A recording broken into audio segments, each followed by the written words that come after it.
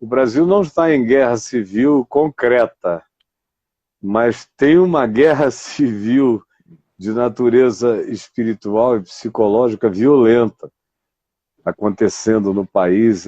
São muitos cultos ao ódio para todo lado, né? Caio, o E impensável está é, acontecendo.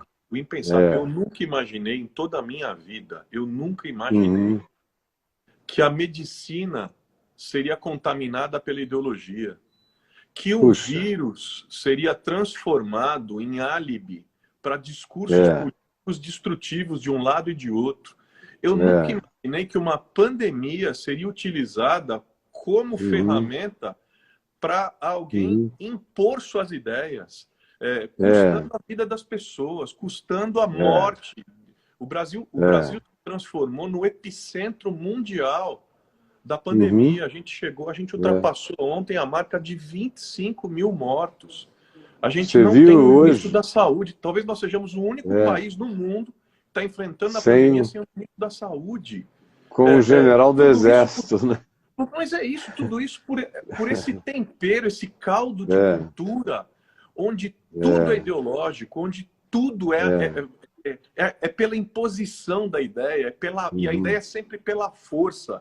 Ela nunca é, é, ela nunca é pela conquista, pelo é, encantamento, pela pelo beleza das ideias. diálogo, Não, não, pela não. inteligência, Ela é pelo pela força, pelo grito. convencimento. Não, é cacete, é grito, é chega, é palavrão que sai Palavrão. como palavrão, porque nem todo palavrão vem carregado do espírito do palavrão, mas os palavrões que têm sido falados vêm carregados de muito ódio, muita raiva. É uma espada envenenada saindo da boca. É torpe mesmo o que está sendo feito. E hoje de manhã você viu o Rio de Janeiro sozinho passou a China. Eu vi, Só o Rio, não é nem São Paulo. eu vi, eu vi. Então, infelizmente, do jeito que as coisas estão sendo tratadas, ou maltratadas, ou destratadas, a gente ainda pode ter a notícia de que o que virá ainda nem começou mesmo, que esse negócio ainda pode se tornar muito pior do que o quadro horrível que já está, não é? Aí eu tenho Agora, muito medo desse tensionamento é, insistente pela uhum, flexibilização, pela abertura. É claro que eu compreendo. Eu compreendo, inclusive, é, que a gente ocupa um lugar de privilégio. Hoje, uhum, poder estar em casa, poder falar de casa, poder trabalhar é, a partir de casa é um privilégio é um num país privilégio, é. um mar de miseráveis. Né? Claro Uhum, que eu entendo que a gente fala a partir de um privilégio. Agora, uhum, a gente sacrificar vidas porque a gente está desvalorizando a ciência, porque a gente está é. desqualificando a proteção da vida sabe Deus, em nome da economia. Que economia? Né? Não, Criaram de uma uma economia falsa na polarização. qual, na É uma prática, falsa não se está nem polarização. interessado. É A claro. economia é só um pretexto, porque na prática não se está nem interessado, de fato, na proteção econômica, porque são notícias loucas que fazem a bolsa cair, que mexem, que faz a economia ficar em estado arrítmico. Parece que ela está com fibrilação atrial, Sim, sim, é o verdade. coração da economia. Países inteiros dizendo, não, com vocês não dá para fazer negócio. Então, se a preocupação é a economia, tinha que haver uma mudança radical no trato da coisa social, porque é esse trato da coisa social que faz você ganhar respeitabilidade e autoridade para equilibrar os processos econômicos, não só internamente, mas externamente, que nós precisaríamos imensamente. Ontem eu estava ouvindo um desses protagonistas principais da defesa desse processo lunático que nós estamos vivendo, e ele estava dizendo, não, mas tem que acontecer, tem que fazer o seguinte, aquela mentalidade da contaminação de manada, né? Tem que botar essa moçada toda de uns 40, 50 anos para baixo, todo mundo na rua. Meu Deus. Todo mundo na rua, para contaminar logo tudo. Meu Deus. Aí ele não explicou o que aconteceria com essas pessoas jovens voltando para casa, porque esse também não é um país onde a gente possa se dar o luxo de cada um ter seu apartamento, seu kitnet, seu isolamento particular. Essa moçada mais jovem pode até ser mais resistente para o Covid. Eles saem para trabalhar, podem até pegar e ficar assintomáticos, mas eles voltam para algum lugar. Voltam para algum lugar, voltam para algum pai de 60, 65 anos, para algum avô, avó de 80, 90. Aí ele pegou e emendou. Ele falou, eu, por exemplo, tenho duas avós, uma de 80, outra de 90. E a gente sai, jovem, para a rua, volta. Pode ser que elas morram. Meu Deus. Falou assim, pode ser que elas morram, mas paciência, né?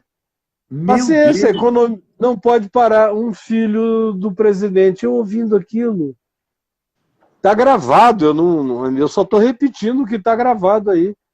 Aí o cara diz, não, elas podem até morrer, mas e daí? Paciência, é o tal do e daí. Sim. Se uma pessoa diz e daí para as suas duas vozinhas, uma vozinha de 80 e uma de 90, em relação a qualquer outro cidadão do país, é e daí mesmo. É um descaramento, e assim, a vilania, parece que estão tentando transformar a vilania numa virtude. As pessoas estão confundindo grosseria, falta de educação com espontaneidade. Não, não é espontaneidade. Não dá para naturalizar. Ou com liberdade de expressão. É isso, naturalizar a morte. Outra, é só olhar as experiências dos outros países, porque, na verdade, criaram uma falsa polarização entre a defesa da vida e a defesa da economia. Não, o inimigo é o vírus, é a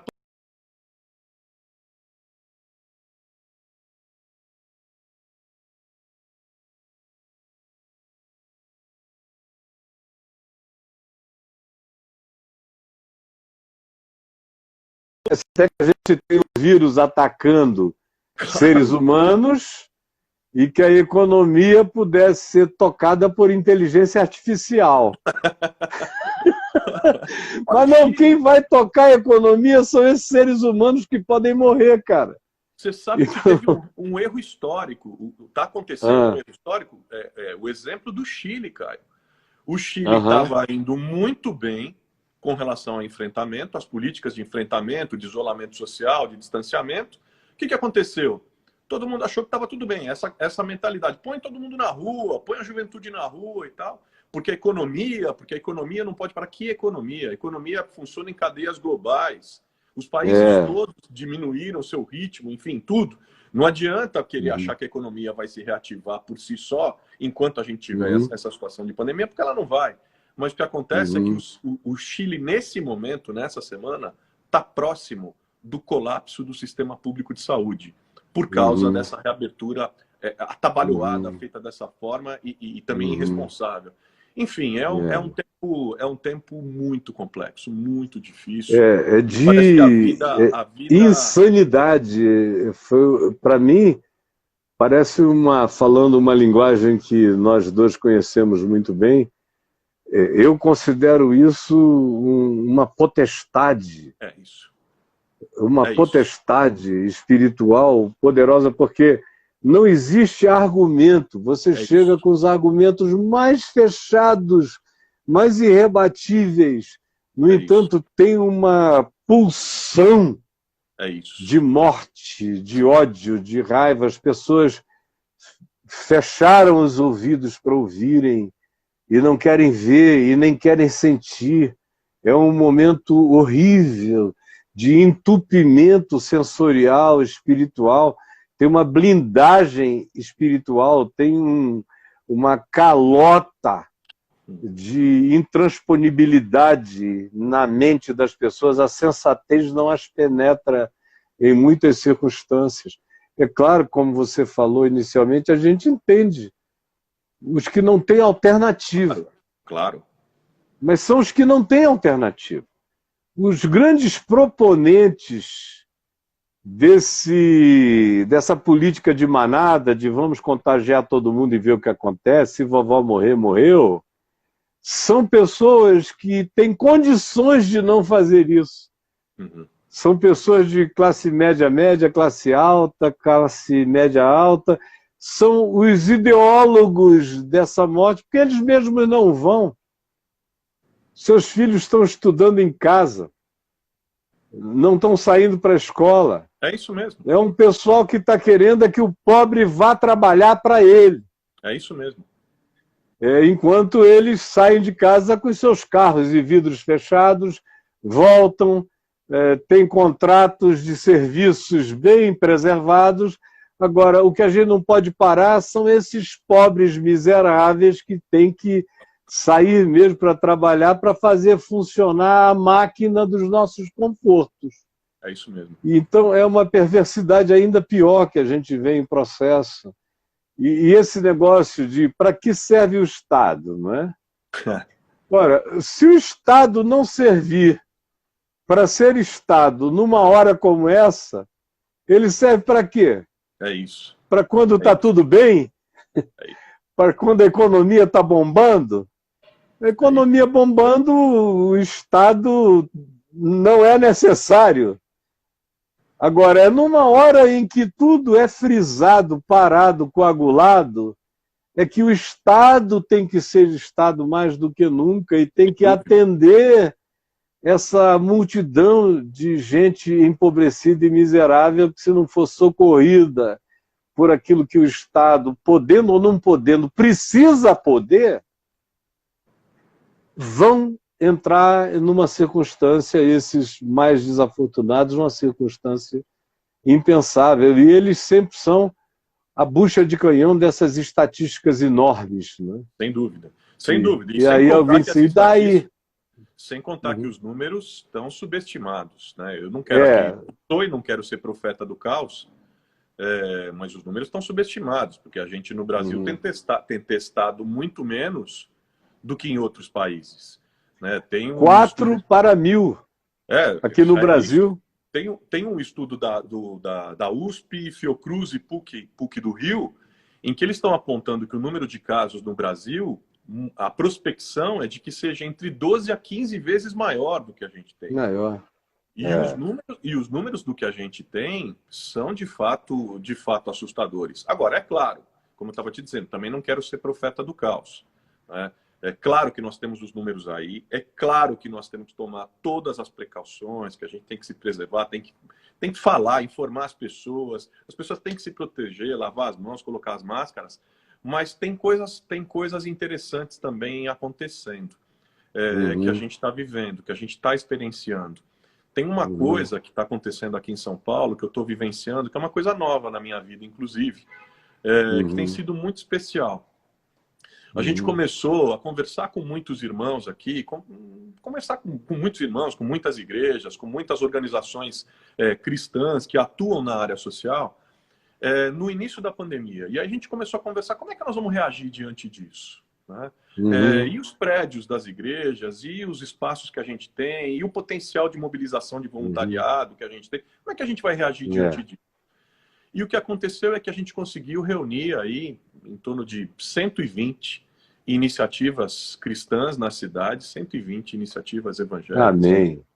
Que bom. O pessoal está disponibilizando seus templos que se transformaram em postos de vacinação, depósitos de insumos, espaços para distribuição de alimentação para quem está precisando, mobilização de voluntariado, enfim.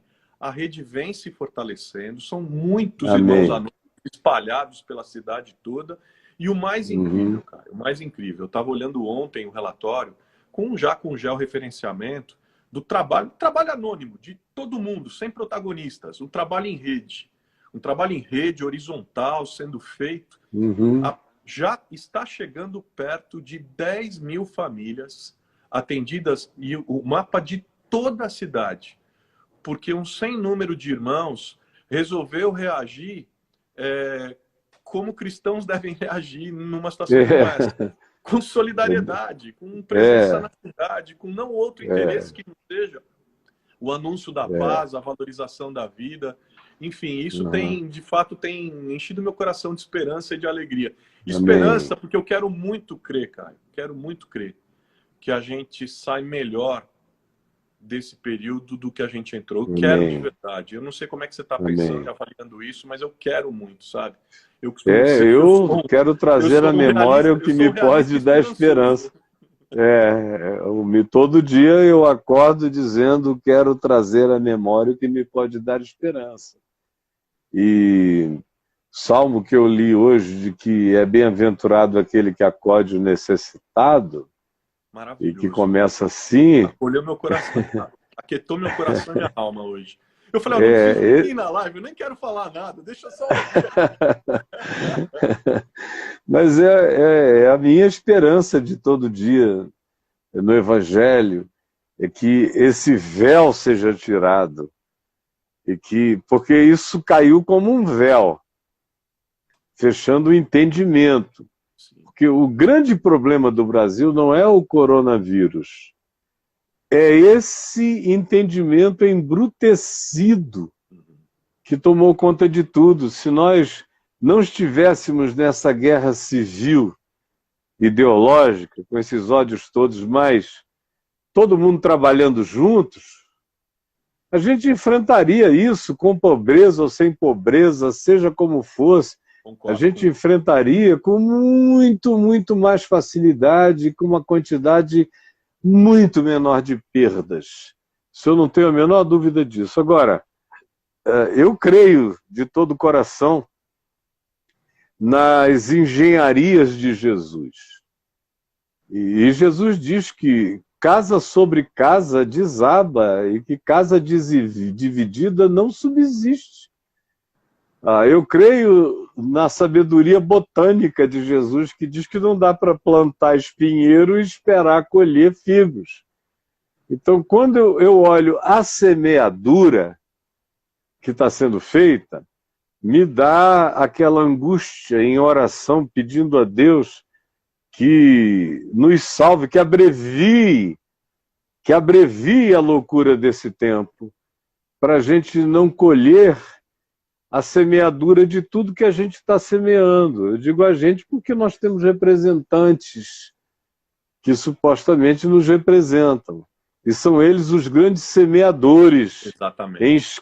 em macro escala, em mega escala. A gente vai fazendo o que pode nos nossos trabalhos de amor, misericórdia, compaixão e graça e mobilização linda que agradam ao Senhor e estimulam outros. Mas é nessa escala enorme que a gente vê o pessoal semeando espinho achando que dali vai brotar figo. A gente vê casa sendo posta sobre casa, um contra o outro, hierarquias antagônicas, tanto na vertical quanto na horizontal, e esperando que isso nos melhore. Não, isso não tem como nos melhorar, a menos que isso mude. Porque, do contrário, é você esperar que o reinado de Calígula seja uma bênção para o planeta Terra. Não tem jeito. E cavalo não está faltando, né? Não está faltando. Incitatus.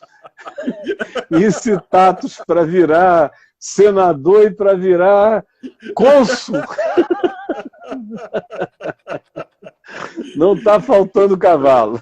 Não está faltando cavalo, não está faltando égua, não está faltando... Não está faltando nada. Não, burro especialmente. Burro.